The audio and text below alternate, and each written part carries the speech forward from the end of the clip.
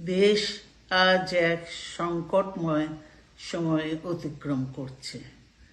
আপনাদের এবং ছাত্রদের সমন্বিত আন্দোলনের ফলে ফ্যাসিস্ট শাসকেরা বিদায় নিয়েছে। একটা অন্তর্বর্তীকালীন সরকার গঠিত হয়েছে।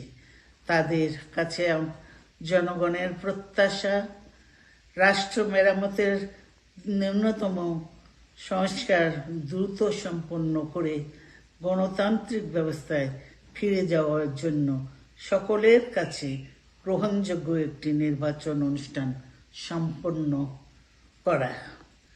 আমি বিশ্বাস করি আপনারা শহীদ প্রেসিডেন্ট জিয়াউর রহমানের আদর্শে আরও উজ্জীবিত হয়ে আগামী নির্বাচনে সাফল্যের জন্য ঐক্যবদ্ধভাবে কাজ করবেন।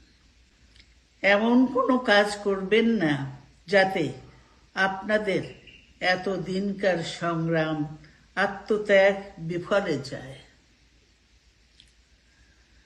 আমাদের সব সময় শহীদ প্রেসিডেন্ট জিয়াউর রহমানের সেই উক্তি মনে রাখা দরকার, ব্যক্তির চেয়ে দল বড়, দলের চেয়ে দেশ।